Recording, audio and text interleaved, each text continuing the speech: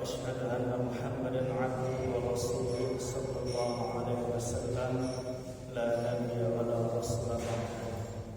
اللهم صل وسلم وبارك على سيدنا محمد وعلى آله وأصحابه أجمعين ومن تبعهم بإحسان إلى يوم الدين. أما بعد، سبحانك لا علم لنا إلا ما علمتنا إنك أنت العليم الحكيم. اللهم علمنا ما ينفعنا وانفعنا بما علمتنا وزدنا علما وارزقنا فهما. اللهم آمين. Bapak Ibu jamaah salat subuh yang insyaallah senantiasa mendapatkan limpahan rahmat barokah serta ridha dari Allah Azza wa Jalla. Amin ya rabbal alamin. Pertama, tentu kita bersyukur kepada Allah atas limpahan rahmat dan karunia-Nya yang tercurah kepada kita. Alhamdulillah kita masih diberikan nikmat umur, nikmat sehat, nikmat sempat, sehingga di subuh pagi ini tanggal 6 April 2025 bertepatan dengan tanggal 7 Syawal 1446 Hijriah. Alhamdulillah, setelah kita melaksanakan rangkaian aktivitas kita, melaksanakan ibadah 1 bulan penuh di bulan Ramadan, dilanjutkan dengan aktivitas merayakan Idul Fitri. Ada yang berlebaran, ada yang berhari raya. Karena kalau berlebaran itu semua orang bisa. Ndak puasa, tidak puasa, ndak sembahyang, ndak sembahyang, pacak lebaran Idul Fitri. Pacak lebaran Idul Fitri. Ya, segala lebaran. Segala lebaran. Tapi tidak semuanya berhari raya. Mudah-mudahan kita termasuk kelompok orang yang tidak hanya berlebaran, tetapi juga orang-orang yang merayakan kemenangan.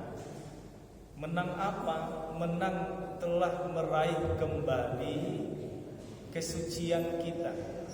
Menang telah mampu, telah berhasil meraih kembali fitrah kita. Dan mudah-mudahan di tanggal 7 Syawal ini keadaan jiwa kita telah kembali kepada asal penciptaannya, tercipta dalam keadaan fitrah, tercipta dalam keadaan bersih.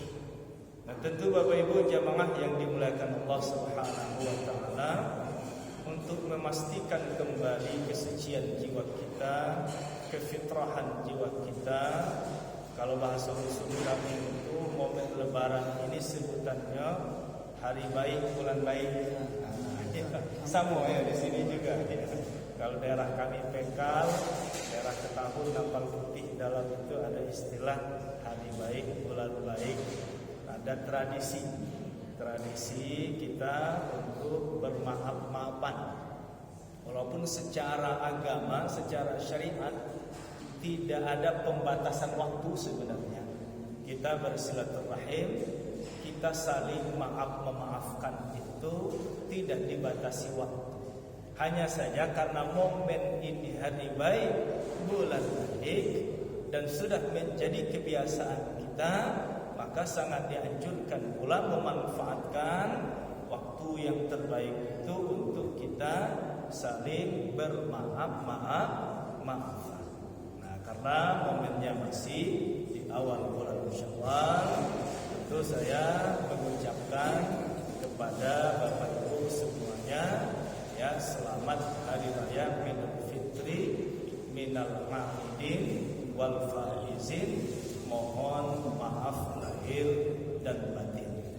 Jadi kalau sekiranya selama kita bersama-sama ya mengikuti kajian di masjid kita ini, selaku manusia biasa tidak mungkin tidak punya kealfaan, kesalahan, kekhilafan, itu sudah pasti ada. Ya, sengaja maupun tidak sengaja. Karena Bapak Ibu, bentuk kotoran noda dosa yang memungkinkan kita tidak fitrah itu banyak. Ada 10. Ya, 10 bentuk noda dosa yang memungkinkan jiwa kita ternodai oleh kotoran itu. Ya, ada dosa itu awwaluhu wa akhiruhu. Ya, awwaluhu wa akhiruhu itu 2 itu. Dosa yang pertama, dosa yang terakhir. Dosa yang pertama kapan? Ketika pertama kali kita melakukan perbuatan dosa setelah kita akil balik. Dan saya kira tidak ada satupun kita yang ingat dosa apa pertama kali yang pernah kita lakukan dulu. Tapi itu ada hitungannya. Ketika misalkan ibu-ibu sudah halangan dulu, ya, selesai halangan, bersih. Nah, terhitung dari sana ketika berbuat salah, disitulah kita berdosa. Bagi yang bapak-bapak, ketika dulu mimpi, macam-macam usianya. Ada yang berumur 11 tahun, ada yang 12 tahun, ada yang 13 tahun. Nah, terhitung dari sana ketika kita melanggar aturan Allah, di situ kita mulai berdosa. Dosa itu ada dosa pertama. Kemudian lawan pertama akhir. Ada dosa yang terakhir. Kapan dosa yang terakhir? Dosa yang kita lakukan sebelum kita meninggal. Tentu Bapak Ibu jamaah yang dimuliakan Allah, untuk dosa terakhir ini kita berharap kepada Allah, kita melakukannya itu jarak antara kematian kita dengan dosa terakhir yang kita lakukan itu jangan terlalu mepet. Kalau terlalu mepet, gak sempat kita bertaubat, gak sempat kita membersihkannya kembali. Iya, misal kita meninggalnya pagi jam 7, ya, ternyata jam setengah 7 itu kita berbuat dosa. Nah, ini agak ragu kita sempat atau tidak kita bersih-bersih sebelum ya jam 7 itu nyawa kita kembali. Nah, tapi kalau jaraknya agak jauh, apalagi berbulan-bulan jaraknya, itu insya Allah ada peluang kita untuk membersihkan.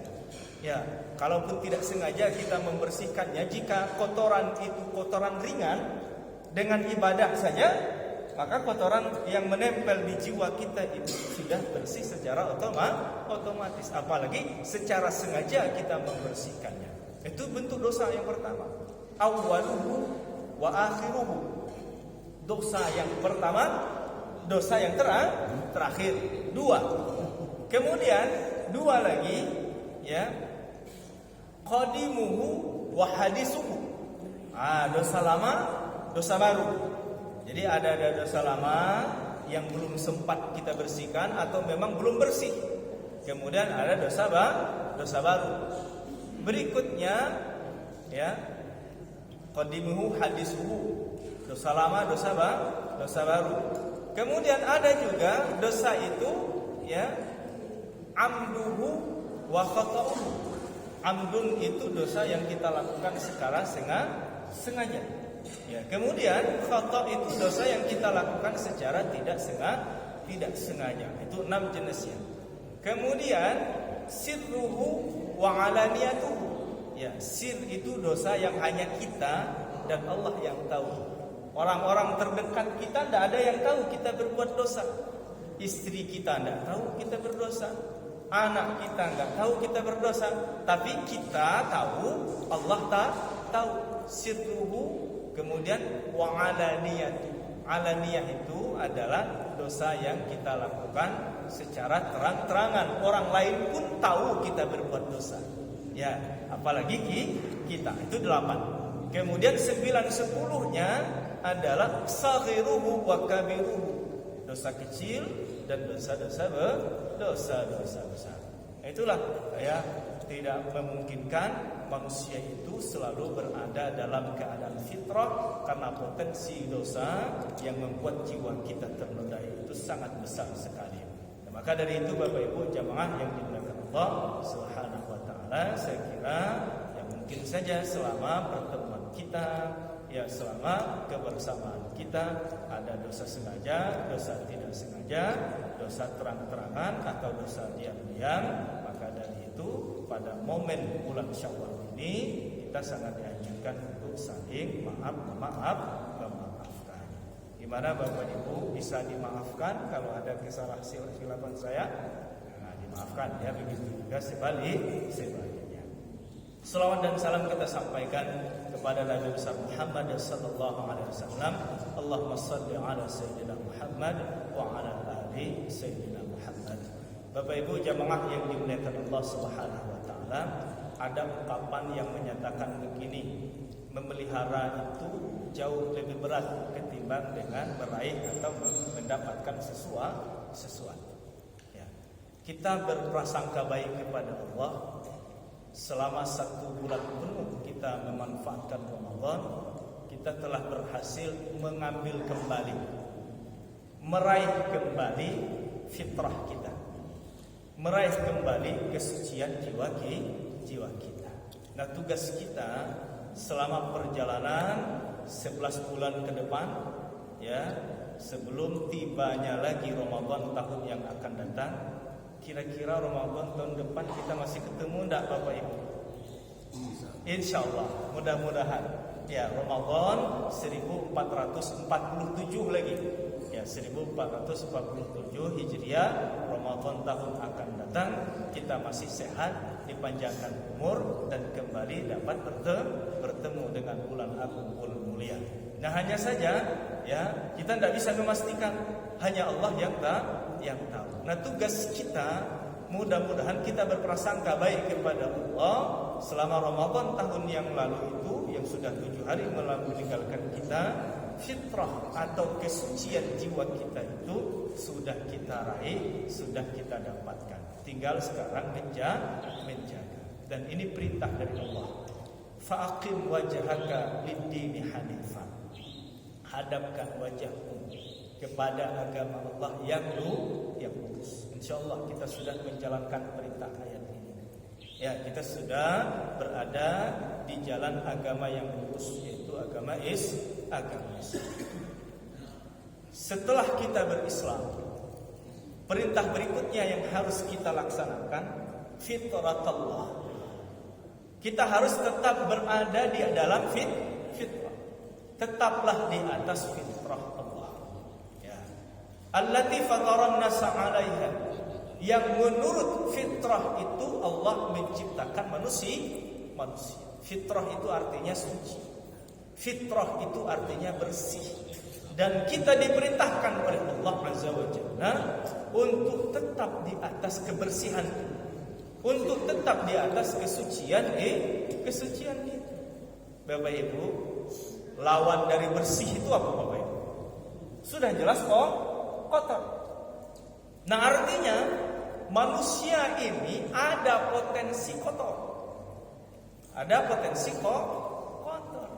Nah, Bapak Ibu jamaah yang dimuliakan Allah Subhanahu wa taala, apanya yang kotor itu dan apa yang mengotori manusia itu?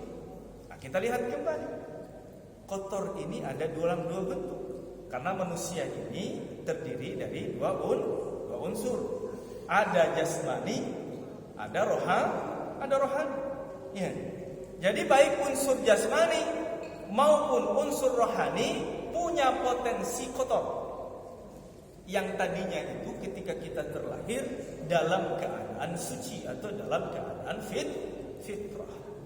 Nah, untuk yang raga kita, jasmani kita, ini kan yang nampak itu, ya, ada kulit, ada panca indera, ada anggota tubuh kita. Nah, ini kotoran lahiriah yang nampak, ya, kotoran yang nampak, ya, ada berbentuk najis kotorannya. Kemudian ada berbentuk hadas kotorannya.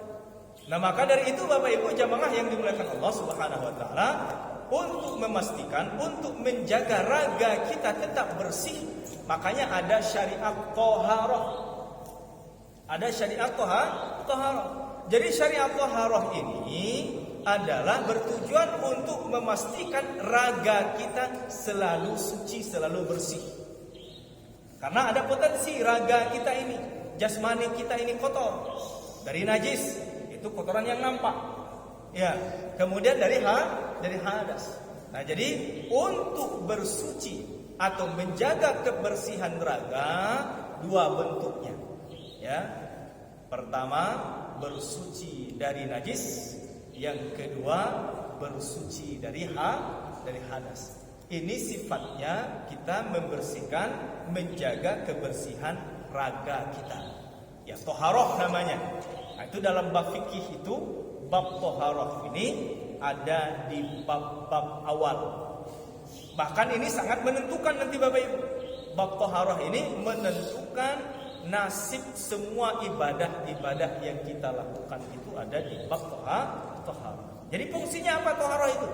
Fungsinya untuk memastikan raga kita berada dalam keadaan fitrah, berada dalam keadaan bersih. Nah, makanya ada bersuci dari hadas, bersuci dari najis. Itu bab taharah. Nah, Bapak Ibu jamaah yang dimuliakan Allah Subhanahu wa taala. Hadas itu kotor. Najis itu juga kotor. Apa perbedaan kotor hadas dengan kotor najis? Seandainya ada anak cucu kita bertanya, ya, perbedaan hadas dan najis itu apa? Nah, yang jelas kedua-duanya, baik orang itu berhadas, baik orang itu bernajis, mereka statusnya dalam keadaan tidak bersih, dalam keadaan kotor. Nah, bedanya apa? Perbedaannya, kotor karena najis nampak bendanya menempel di badan kita, di pakaian kita, di tempat kita melaksanakan ibadah. Jadi ada benda yang menempel di badan kita, di pakaian kita, di tempat sholat kita. Nah, kemudian tidak semua benda yang menempel itu dianggap najis. Ibu-ibu pakai jilbab hitam, ya, masak kue pas menjelang Lebaran kemarin itu main tepung, ya. Karena main tepung tadi, kemudian tiba-tiba ngelap jilbab hitam itu. Apa yang terjadi dengan jilbab itu? Kotor bahasa kita kan? Tapi tidak semua yang kotor itu najis. Ya. Nah, jilbab yang nempel tepung gandum berwarna putih di jilbab kita itu, kalau dibawa sholat sah nggak? Sah, karena dia tidak najis. Berbeda berikutnya, ya, jilbab kita, ibu-ibu misalkan tiba-tiba terkena percikan kencing cucu kita, ya, cucu ini sudah ya berumur misalkan 3 tahun, terkena. Lama-lama 3 jam pakai jilbab itu kering, nggak kelihatan lagi kan, nggak kelihatan kotor, bersih, ya, sah nggak dibawa sholat jilbab yang ada bekas kencingnya itu? Tidak sah, karena bernajis. Nah, itu Bapak Ibu jamaah yang dimuliakan Allah Subhanahu wa taala. Hanya saja sifat najisnya ada. Karena najis itu ada zatnya, bendanya, ada warnanya, kemudian ada baunya. Nah, bersih dari najis itu, ya, cukup membersihkan benda-benda yang dihukum najis yang menempel di badan pakaian kita menggunakan air sampai hilang warna, bau, kemudian zatnya. Itu cara kita bersih-bersih dari kotoran yang bersifat najis. Ya. Nah, kemudian apa bedanya kotor hadas? Hadas itu apa, Ustaz? Hadas itu hurufnya 3, ha, dal, sa. Hadas. Kalau diartikan itu kan bahasa Arab itu. Hadas itu artinya kejadian. Apa hubungannya kejadian dengan hadas? Dengan kotor? Ya. Apa yang dimaksud dengan kejadian di sini?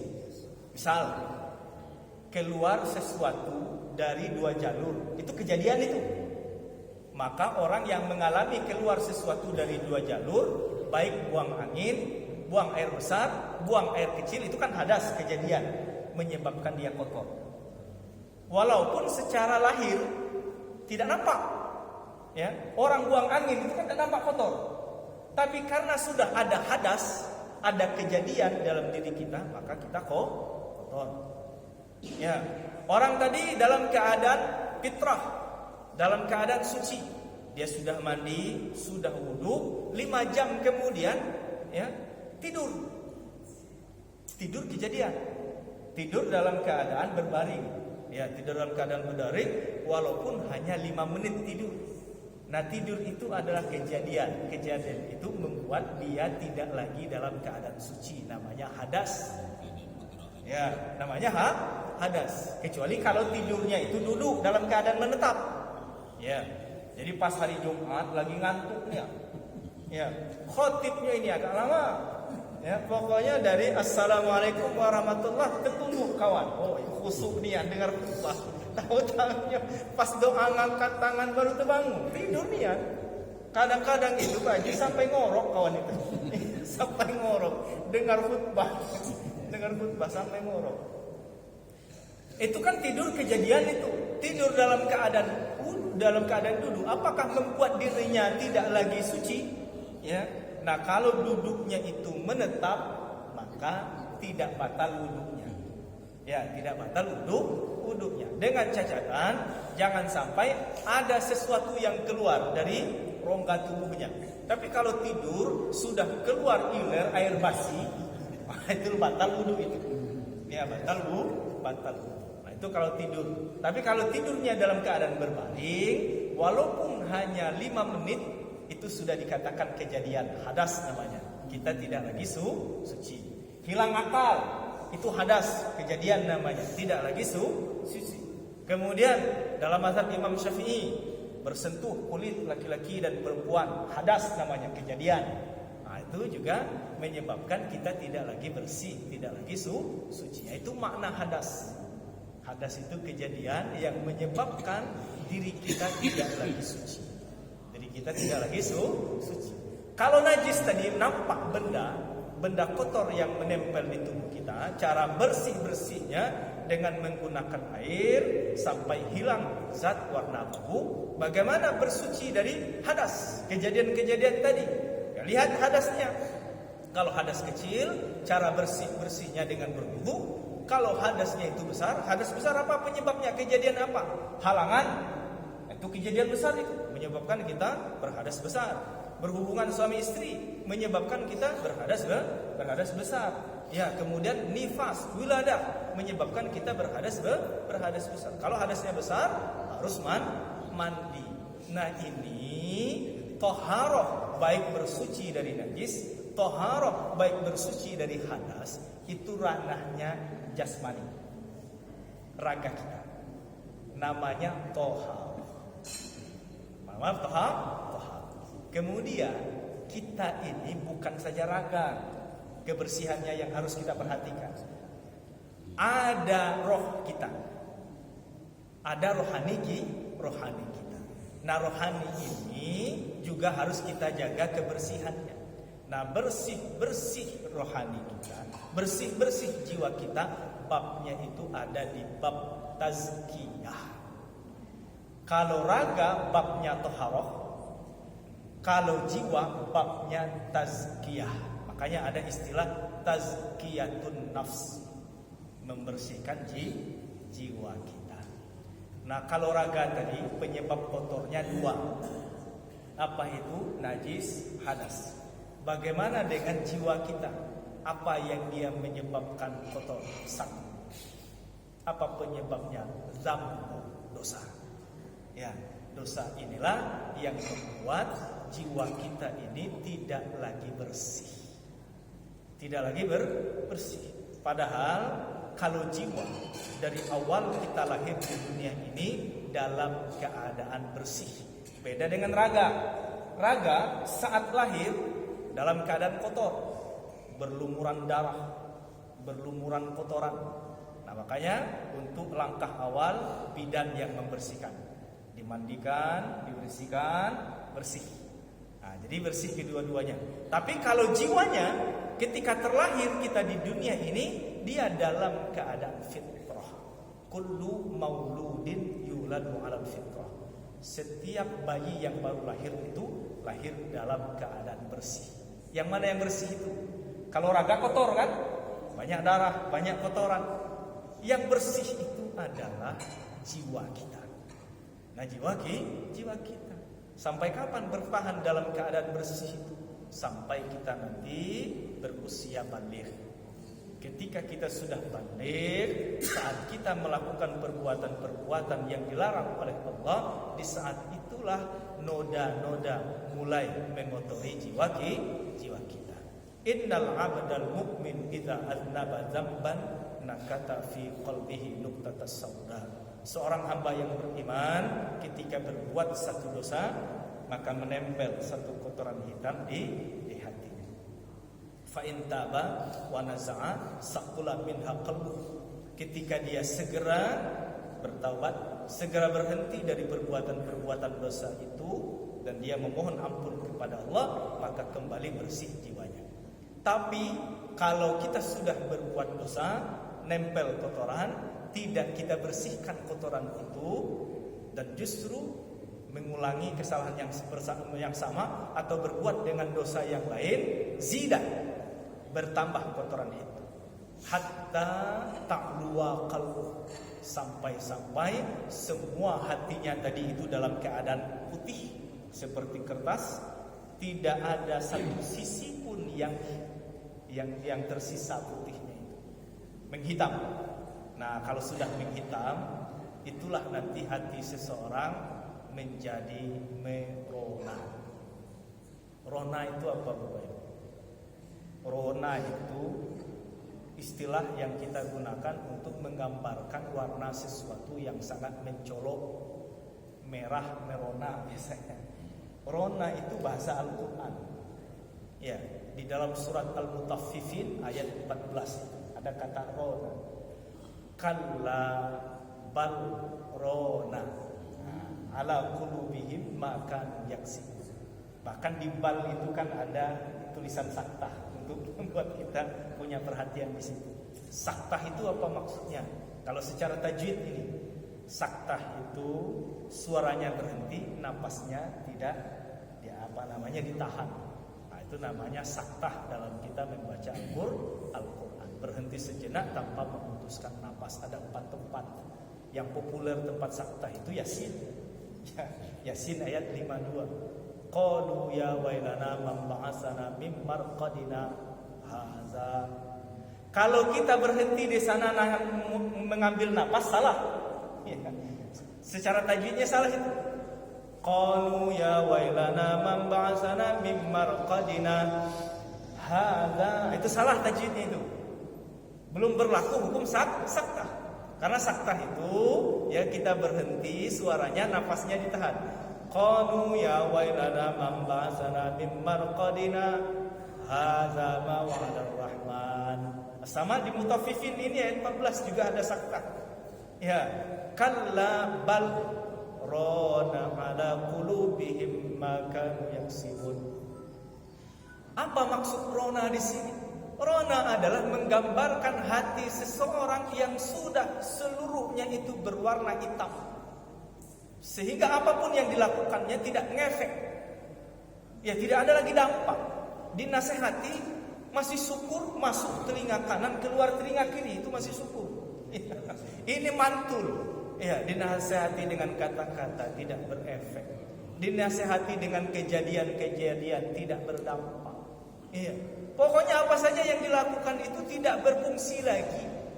Nah, kalau sudah hati seseorang itu merona, menghitam keseluruhannya, dia punya potensi khatamallahu ala qulubihim wa ala sam'ihim wa ala absarihim ghishawah. Tertutup. Kalau sudah tertutup dari hidayah, ya, maka kecil kemungkinan yang bersangkutan mampu mengembalikan jiwanya yang sudah kotor berkarat itu kembali kepada kesucian itu. Itulah Bapak Ibu jamaah yang dimuliakan Allah Subhanahu wa taala. Bab bersih untuk unsur rohani kita juga penting. Bahkan ulama itu ada yang mengarang kitab yang bernama Tazkiyatun Nafsi, ya, mensucikan jiwa. Jadi itu bedanya Bapak Ibu. Kalau raga, ya, urusan bersih-bersihnya ada di bab toharoh, bersuci dari hadas, bersuci dari najis. Itu untuk kebersihan jasmani kita. Kalau rohani, bab bersih-bersihnya itu ada di tazkiyah namanya. Nah, tazkiyatun nafsi. Makanya di Quran itu disebutkan qad aflaha man zakkaha. Sungguh beruntung orang yang mensucikan jiwanya. Ini ada di bab tazkiyah, bab di rohani kita, bukan di bab taharah. Apa yang menyebabkan jiwa kita itu kotor? Itu tadi kesalahan-kesalahan yang kita lakukan. Nah, Bapak Ibu jamaah yang dimuliakan Allah Subhanahu wa taala, bersih-bersih kotoran yang menempel di jiwa kita itu mudah. Sama seperti ketika kita membersihkan raga kita. Mudah, caranya mudah. Asal kita tahu apa yang kotor dengan diri kita ini. Kalau najis, ya tahu kita cara bersuci dari najis. Kalau hadas, tahu cara kita bersuci dari hadas. Kemudian itu yang pertama, langkah pertama. Tahu kita apa yang menyebabkan kita ini kotor, kemudian tahu caranya. Nah, kemudian berikutnya, walaupun kita tahu caranya, kalau tidak mau susah juga. Ya, kalau tidak mau susah juga. Tahu kita berdosa, tahu kita cara membersihkan jiwa kita dari dosa itu, ya, tapi kita tidak mau. Nah, Bapak Ibu jamaah yang dimuliakan Allah Subhanahu wa taala, sekarang bagaimana cara kita membersihkan kotoran yang menempel di jiwa kita itu? Tiga cara. Hadis Qudsi itu makna dari Allah, lafaz dari Nabi.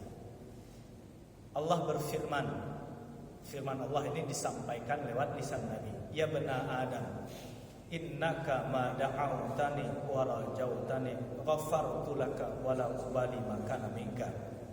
Wahai manusia, selama engkau berdoa kepadaku, aku ampuni, aku tidak peduli dosa apa yang engkau lakukan. 2. Ya bena Adam, lau balagat dzunubuka ananas sama' summa astaghfartani ghafartu laka. Wahai manusia, sekalipun dosamu itu sudah menjulang setinggi langit, selama engkau beristighfar kepadaku, aku ampuni. 3. Ya bena Adam, lau ataitani bi qurabil ardi khatayaya. Kalau engkau itu datang kembali kepadaku membawa dosa sepenuh bumi, malam tusyrik bi syai'an, cacatannya selama engkau tidak berbuat syirik kepadaku, la ataitu qabil qurabiha maghfirah. Aku sambut kedatanganmu itu dengan menyiapkan ampunan seluas bumi pula. Dari hadis qudsi ini ulama menyimpulkan ada 3 cara kita melakukan tazkiyatun nafs, membersihkan jiwa yang sudah terlanjur kotor. 1. Berharap, ada keinginan kita mendapatkan ampunan Allah, berharap dan berdoa. Cara pertama untuk bersih-bersih terhadap jiwa kita yang sudah terlanjur kotor. Apa itu? Berharap dan berdoa. Bapak Ibu, di Quran itu banyak sekali kita temukan doa yang diajarkan oleh Allah. Sebagian besar doa yang ada di Quran itu isinya permohonan ampunan. Ya. Wa qur rabbirhamhuma kama rabbayani shaghira. Contoh doa yang diajarkan oleh Allah kepada nabi-nabinya untuk meraih kembali kesuciannya yang sudah terlanjur kotor. Nabi Adam itu kan sudah terlanjur itu berbuat dosa sehingga dia tidak bersih. Karena tidak bersih, nggak layak lagi tinggal di surga. Ya. Yang berhak tinggal di surga itu orang-orang yang suci saja. Nabi Adam melanggar. Ya. Kalau sudah melanggar, dia tidak lagi kotor, tidak lagi suci, kotor. Makanya dia keluar.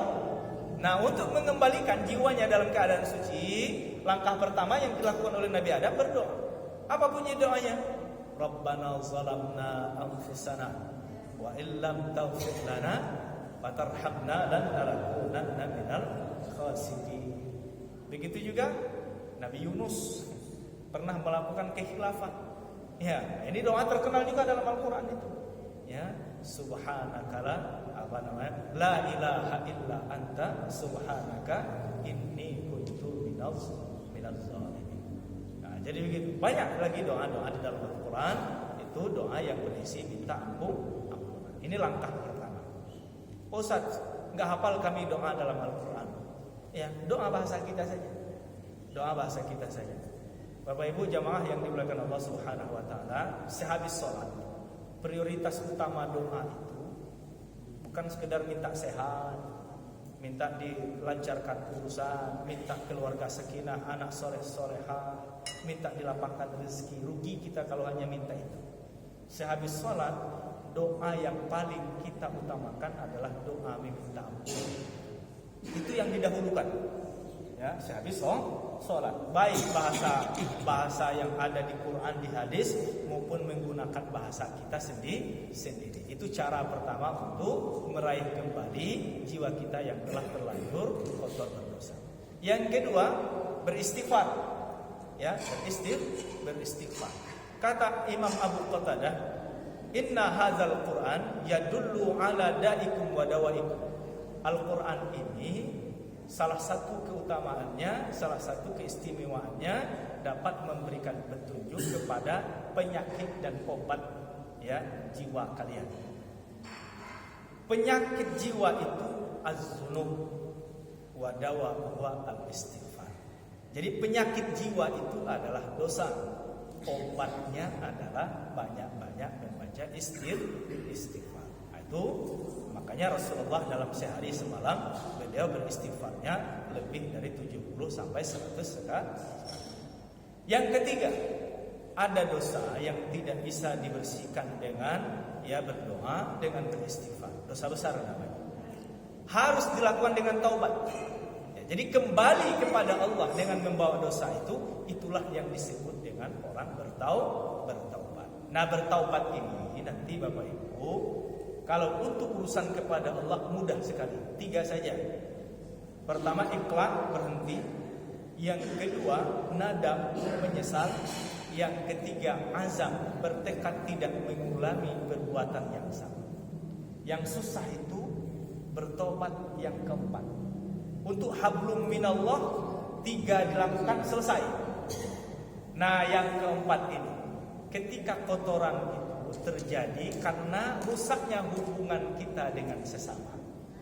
Ya, itu tidak bisa kita dengan menyesal, menangis, kenapa telah menyakiti seseorang, kenapa telah ngupat seseorang, kenapa menggunjing seseorang.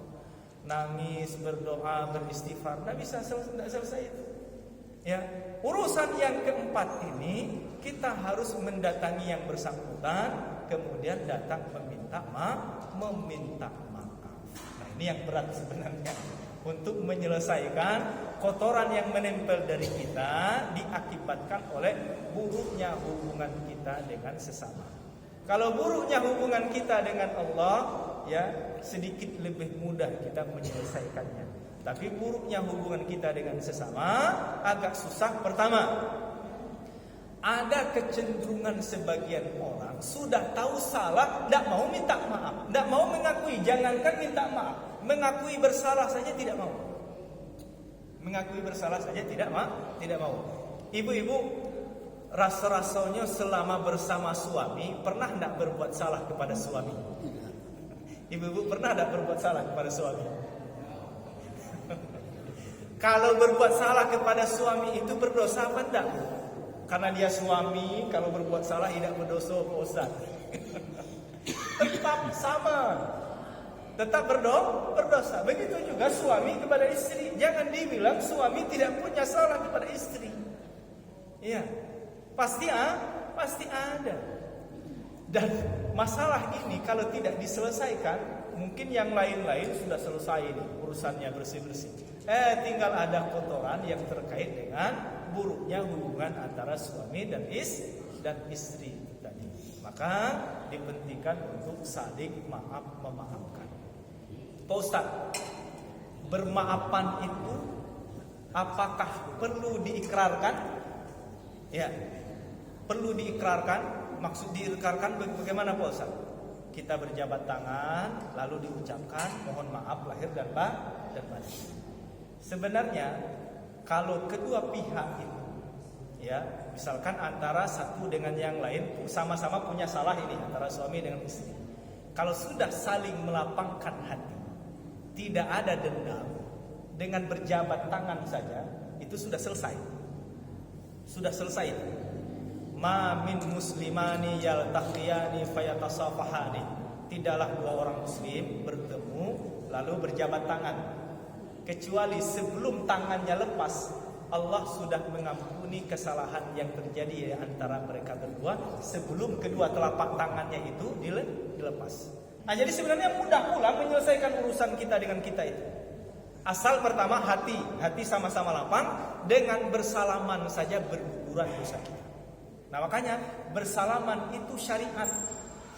Ya, kita pernah terhalang untuk melakukan syariat ini waktu Covid. Nah, ketika Covid kita bersalamannya begini, cak orang Jepang. Nunduk begini. Kalau tidak ada Covid yang lagi, bersalaman ya harus menempel telapak kanan, telapak tangan. Ya, ada pula bersalaman itu cuma ujungnya saja nempel. Jadi bersalaman itu ya betul-betul ya nempel telapak tangan kita. Nah, ketika nempel kemudian dengan muka yang manis, perasaan yang lapang di saat itu, apapun kesalahan yang terjadi di antara keduanya, insya Allah selesai. Insya Allah bersih. Nah, itu Bapak Ibu jamaah yang dimuliakan Allah. Adapun kalau mau diucapkan itu bagus lagi. Mohon maaf lahir dan batin. Dan ini Pak Haji, saya belum menemukan tradisi di kampung saya, di tempat yang lain. Kalau maaf-maafan pas Idul Fitri itu betul-betul diikrarkan. Ya, misalkan yang muda biasanya yang ngomong itu, yang mengikrarkan itu yang muda kepada yang tua. Misal saya berlebaran kepada uak saya. Itu datang salaman. Nah, pas jabat tangan itu, wah, saya ndak lebaran kalau diterjemahkan bahasa Indonesia itu. Kalau ada selama ini kesalahan saya kepada uak, baik sengaja maupun tidak sengaja, ada makan minum yang termakan, minta dihalalkan, minta direlakan, ya. Jadi saya mohon dimaafkan, dilepaskan dunia sampai akhirat. Dilakukan, ya, diucapkan, betul-betul diucapkan dengan bahasa kami, bahasa PKL. Jadi nanti yang buat itu, yo, aku hidup ini berdosa itu, kalau bahasa PKL, ya, saya terima, saya tidak mempunyai dosa. Begitu juga sebaliknya. Kadang-kadang dapat doa itu, mudah-mudahan umur panjang, rezeki muha, pahala jawi. Kalau diartikan mudah-mudahan ya cung misalkan diberikan umur panjang, murah rezeki, dijauhkan dari bala. Jadi salaman itu lama. Ya, lama. Dan di Bengkulu ini saya belum ketemu. Ya, belum ketemu tradisi berlebaran, bermaaf-maafan itu ketika bersalaman itu diikrarkan. Walaupun secara agama enggak perlu sebenarnya diikrarkan itu. Asal hati sama hati sudah lapang, itu sudah. Tapi itu saya melihat itu yang paling pakam. Jadi serius. Bermaaf-maafannya itu serius. Bukan peloncong aja, mau rutin. Sebenarnya itu kan sudah itu. Kalau hati kedua belah pihak itu sudah saling lapang, itu sudah cukup. Malah berarti tapi kan kalau bahasa kami itu kurang puas, kurang saredo bahasa kami. Ya, kurang puas, kurang mantap rasanya. Nah, jadi kalau nasional biasanya kita mengucapkannya mohon maaf lahir batin. Itu sebenarnya sudah cukup. Lahir itu dosa-dosa nampak, batin dosa-dosa yang tidak kita ketahui. Nah, tugas kita selama bulan Syawal itu urusan yang keempat ini. Ya, kalau urusan kepada Allah insya Allah sudah selesai selama Ramadan. Tinggal lagi kotoran-kotoran yang masih menempel di jiwa kita karena perlunya hubungan kita dengan sesama. Momen Idul Fitri ini momen terbaik kita untuk saling memaafkan. Dan tidak boleh cikil. Apa itu cikil? Minta maaf mau, memaafkan tidak mau, itu tidak boleh itu. Namanya cikil namanya.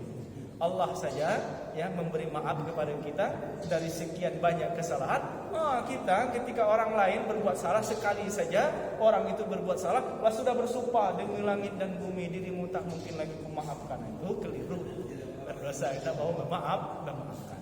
Nah, itu Bapak Ibu jamaah yang dimuliakan Allah Subhanahu wa taala. Masih ada waktu ini? Ya, silakan Mbak Ade, terakhir.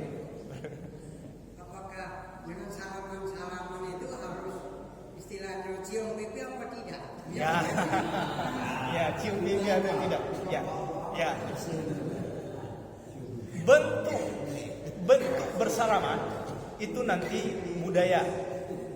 Budaya itu tergantung kebiasaan antara satu wilayah dengan wilayah lain berbeda. Ya, tergantung kebiasaan. Ya. Jadi kalau kita mau misalkan cium pipi kanan, cium pipi kiri, rasanya lebih mantap, itu bagus. Kalau sudah menjadi kebiasaan kita. Nah, kalau budaya kita yang aslinya itu, yang kecil ketika bersalaman dengan yang tua, salam tangan. Tapi kalau di budaya Arabnya, dan Nabi juga melakukan itu. Mereka dulu ketika bertemu tangan, tidak hanya telapak tangan yang bersentuh, tapi mereka cipika-cipiki. Cuman cipika-cipiki ini Pak D, yang lanang dengan lanang, yang tino dengan tino. Jangan nanti ya laki-laki perempuan cipika-cipiki, bukan mahram lagi gitu kan. Istri orang lagi cipika-cipiki, itu nggak boleh. Bukannya kita bersih, nambah kotor kita. Kita tadi kan tujuannya untuk bersih-bersih ini. Cipika-cipiki, justru dengan cipika-cipiki kotor, kan lebih ini orang. Nah, jangan Pak D. Nah, jadi begitu. Ya, jadi Nabi itu dulu begitu. Ya kalau dia salaman, ya dia cipika-cipiki. Kalau di bangsa Arab begitu cara salamannya. Karena di kita ini kan belum terbiasa saja. Ya belum terbiasa. Jadi begitu Pak De. Wallahu a'lam bishawab. Jadi Bapak Ibu, barangkali ini yang dapat disampaikan dalam kesempatan pagi subuh ini. Mudah-mudahan berkah dan menjadi catatan amal soleh bagi kita semua. Dan insya Allah jiwa kita telah kembali kepada fitrahnya dan mampu bertahan. Sehingga saat kita nanti kembali dipanggil oleh Allah, kembali dalam keadaan fitrah. Amin ya rabbal alamin. Mari kita tutup dengan membaca doa kafaratul majlis. Subhanakallahumma rabbana wa bihamdika asyhadu an la ilaha illa anta wa nastaghfiruka wa natubu ilaik. Terima kasih atas perhatian. Mohon maaf atas salah dan silap. Akhir kalam billahi taufiq wal hidayah. Wassalamualaikum warahmatullahi wabarakatuh.